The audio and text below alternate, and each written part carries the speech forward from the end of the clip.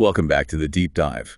Today we're going to be covering something every safety and risk management pro needs to know, right? OSHA reporting requirements. Absolutely. It's a critical piece of the puzzle for, maintaining a safe workplace. Exactly. We're going to break down those must-report incidents, the timelines, how to report, and even touch on some exemptions. It's like your OSHA reporting survival guide. Love that. And to guide us through all of this, we've got excerpts from OSHA's website. And a really helpful video from Safety One Source. So I got to ask before we get started, did you know there's a difference between what incidents just need to be recorded and which ones need to be reported? Yeah, it's a common point of confusion. And the reason for that, it all comes down to focusing on the most serious workplace incidents, the ones that indicate a potential systemic safety issue, the things OSHA really needs to investigate. So what are those big red flag incidents we absolutely have to report? OSHA's pretty clear on this. 4 main types: fatalities, inpatient hospitalizations, amputations, and losses of an eye. Okay, I think I can already see some gray areas here. Like, what exactly is an inpatient hospitalization? Someone goes to the ER for stitches. Does that count? Great question. It's not about just going to the hospital. It's got to be a formal admission for, care or treatment. So going to the ER for observation or a quick diagnostic test? Probably not reportable. Right. But if they're admitted overnight... Right, then we got to report. Okay. Yeah. Amputations. How specific does OSHA get with that? For OSHA, an amputation is any traumatic loss of a limb or other external body part. So like a fingertip amputation, that's reportable. Yep, even a fully or partially severed limb. And even if body part is reattached, you still got to report that initial amputation. Interesting. So, okay, now the part I always get nervous about, deadlines. How quickly do we have to report these incidents? Well, let's just say you don't have a ton of time. For a fatality, you've got 8 hours. 8 hours. 8 hours. Wow. For hospitalizations, amputations, eye losses, you get a little more time, 24 hours. But that's still pretty tight. And the reason is they want to get investigators on the scene as quickly as possible to potentially prevent similar incidents and, protect other workers. I'm sure a lot of our listeners have run into this. What if you don't learn about the incident right away, or you don't know it's work-related right away? Does that 8-hour clock start when the incident happened or when you become aware? That's where it can get a bit tricky. The clock starts when you, as the employer or your representative, become aware of that reportable event. So let's say someone falls at home and then a week later they mention it happened during a work trip. That's when the clock starts. That's when we start counting down those 8 hours. Okay, so we've covered the what and the when. Let's talk about the how. How do we actually report these incidents to OSHA?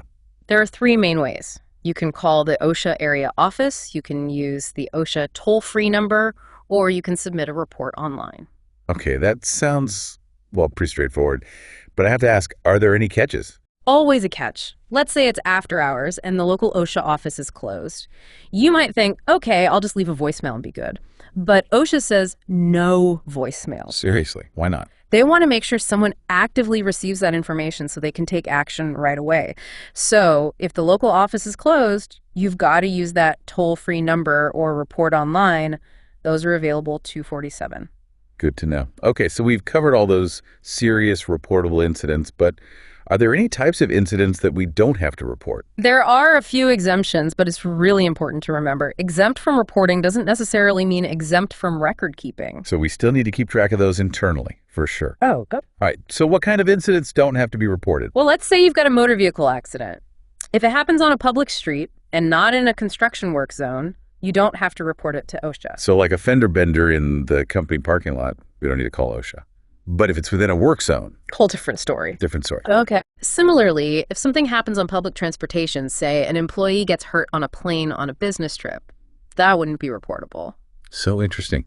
But even though we don't report to OSHA, we still got to document it. Always document. Always maintain those records, even if it falls outside of OSHA's reporting scope. This kind of brings up a situation where things can get a little nuanced. Let's talk about heart attacks. Okay, heart attacks, are those automatically reportable if they happen at work? So here's the thing. If the heart attack is determined to be work-related, then yes, you have to report it. But OSHA gives the local area director discretion on whether to investigate further.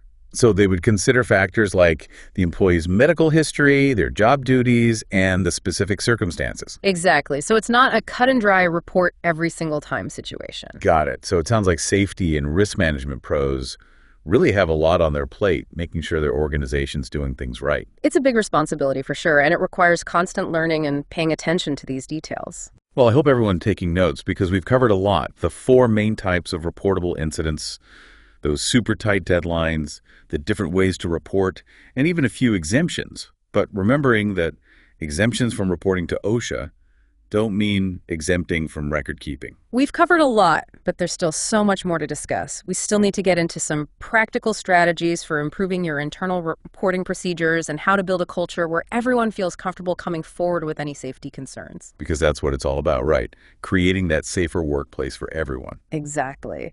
And we'll get into all of that right after this. So we've talked about what OSHA requires, but how do we actually make those regulations work for us? Right. It's one thing to know the rules, but another to actually use them. How do we build a system that makes sure we're not just compliant, but really proactive about reporting? The first thing you absolutely need is a clear written policy on OSHA reporting. Think of it like your playbook. Laying out exactly what needs to be reported, when, and how. No one can say, I didn't know. Right, and make sure that policy is accessible. Everyone, employees, supervisors, managers, they all need to be able to get to it easily. You might even want to have folks sign off on it just to make sure they've read it and they understand it. Good idea. So we've got the policy, but how do we make sure everyone knows what it means? Training. And not just on the what of the regulations, but the why. You got to get people to understand why timely reporting matters. It can prevent future incidents, protect their coworkers, that kind of thing. Exactly. You got to connect those regulations to what actually happens, real world scenarios. And part of that training should cover your company's specific reporting system. Make it easy. Easy to use. So like an online form, a hotline, even just a dedicated email address, make it simple. Exactly. Remove any barriers that might prevent someone from coming forward. But even with all that, some people might still hesitate, right? Worried about getting in trouble. Yeah, how do we build a culture where that fear doesn't exist? It's about trust. You have to keep saying over and over that safety comes first, no matter what. You want people to feel okay reporting something, even if they messed up. Lead by example. Make it clear that you value honesty when it comes to safety. And show them you mean it. Investigate every report, even the little ones. So people see that you're using those reports to make things safer and they feel more comfortable speaking up. Okay, speaking of proactive, what about near misses? Near misses. Those incidents that could have been really bad but luckily weren't. Those are super valuable learning opportunities. Phew, that was close. Exactly.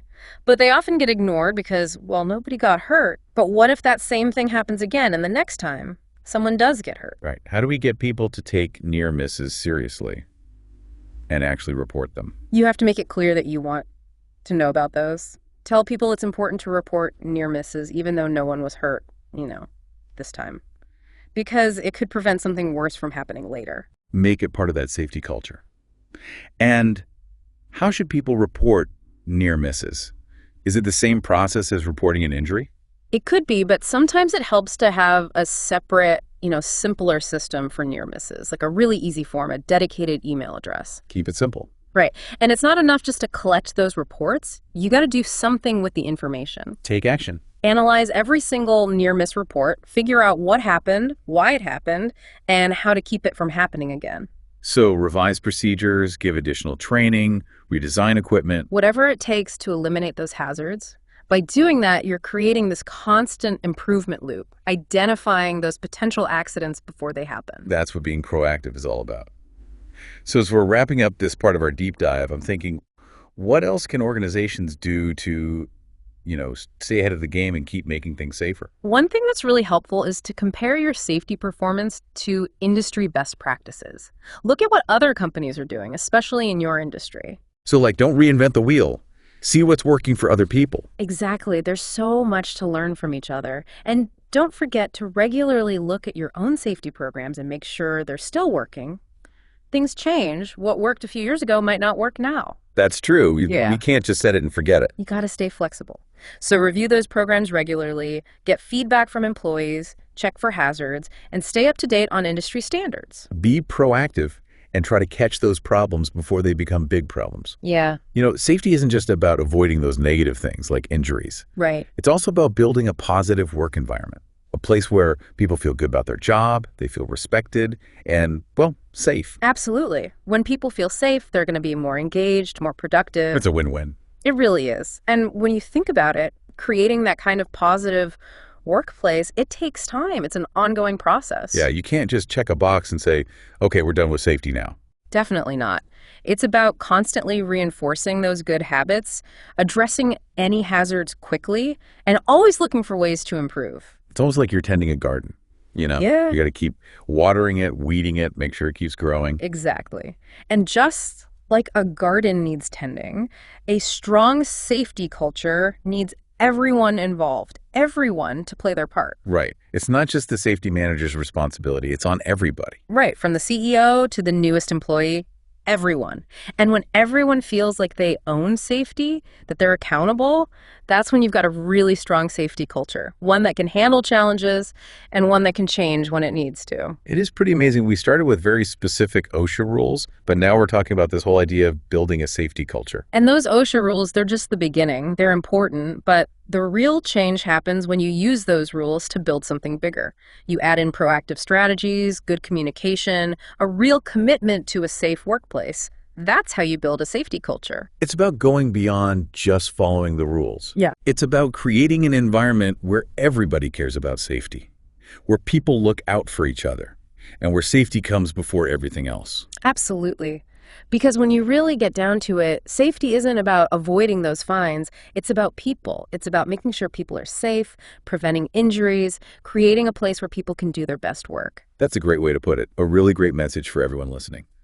So before we wrap up, I want to encourage everyone to think about what we've talked about today. Think about how you can take these ideas and make your own workplace safer. And don't forget, Safety One Source is a great resource.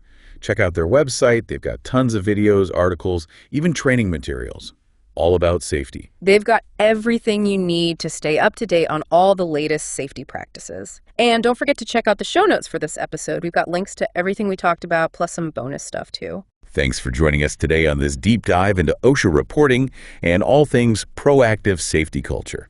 It's been great having you here. And remember, knowledge is important, but it's action that makes a difference. So go out there, be a safety champion, stay safe out there. And stay curious.